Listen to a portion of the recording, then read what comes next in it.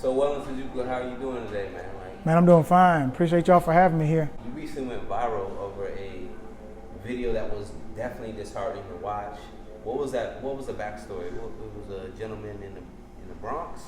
Yes, 15-year-old teen in the Bronx, Guzman-Feliz, told his folks that he was going downstairs to get somebody $5. He gets down to the Bodega. He was dragged out by two men who the owner of the store was actually shooing him to go outside. What's crazy is the owner actually knew the kid, because they stay in the same building. So he knew the kid, and he told him to go outside. So a lot of people were upset at the fact that he did that, because he pretty much practically handed the boy over to the killers. Those guys did not bring the machetes in his store.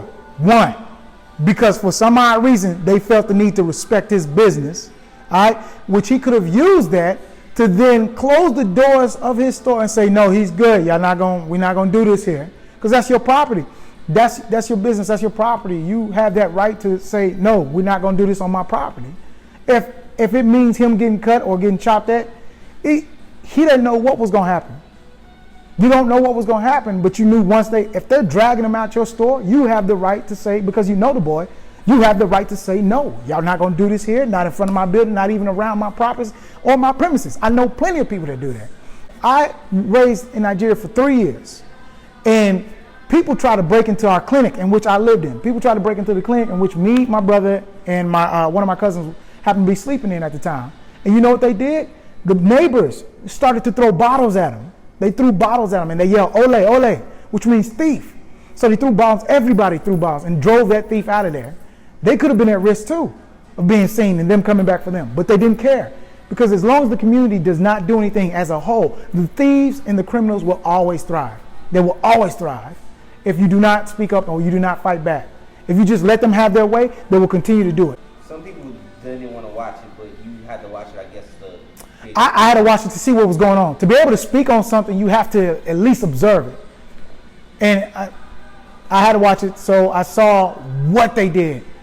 And it was cruel. It was very cruel. It was heart-wrenching. I cried. I don't care. I cried when I saw that.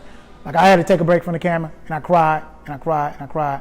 I actually I stayed up to about 3 in the morning assembling all the information before I actually did the video. Later on that morning, later on that morning before I did the video, I assembled a lot of information together, see what was happening, what was going on, what could have possibly been done. Like I said, I've actually intervened for a stranger who was in a nightclub in Newport News, Virginia, in the alley. It was 3 of us. And it was 5 guys. They wanted to jump this guy inside the club. They wanted to stomp him out. They had already pushed him down to the ground, but I knew whatever was coming was not going to be great for that guy. So we stepped in and was like, no, he good. Leave him alone. He's good. He with us, man. Hey, whatever he did, yada, yada, yada, blase, he's good. Let him go. Because I already knew what it was about to be. If you're going to sit here and take money from this community, you should play a part in assisting the community. You should. Morally, you have an obligation to that community. If you're going to take money from that community, you have a moral obligation to that community. I don't care what anybody says.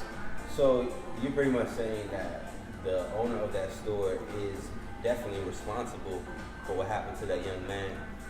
To a degree, yes. He could have stepped in. He could have intervened in some way, some form or fashion. Let's say he didn't even, because they had machetes, they had knives. Now, let's say he didn't even intervene on that portion of it. He could have at least took him down the street to the hospital. The boy ran himself down the street to the hospital. He ran himself to the hospital. His last minutes on this earth was filmed. His last minutes on this earth was him struggling and fighting for his own life by himself with no assistance. Everybody came and filmed him bleeding out. Nobody carried him into the hospital, and they could have done that. So this should make people more aware of what's happening. If you see somebody struggling, if you see whatever you can do, you should be able to do it. You should do it. If these people are there to take money from you and are not putting back in the community, i.e. giving to the schools, or i.e. going to the rallies, or whatever needs to be done in that community, if they are not assisting that community in any shape, form, or fashion, why continue to support them? Because it's convenient? Cool, well, everything's going to continue to be the way it's going to be. But if you want if if these people are just taking money from your community, they're just taking up all your resources, then you're doing yourself a disservice by continuing to allow that business to run in your community. Because I guarantee you can't open shop in the Jewish community. You can't open shop in another community without being a part or contributing something other than your goods and services. Did you see anybody that was directly connected respond, or what were some responses that caught your attention? No one directly from the family has responded, which I don't expect anybody from the family to respond to me. Like I said, I just want to give my condolences and bring awareness to the tragic accident. Hopefully everybody can pull something from this, learn from it, and apply it to their own community. If you choose to say there's nothing that can be done because it's 5 men against one, until y'all start to learn to work together like criminals do, like crooks do, then they will always win. They will continue to thrive in your community. Until you stop saying, let's mind my business. Your community is your business. So if you don't feel that community is your business, get out. Go home. Go somewhere else. That's how I feel about it. Period.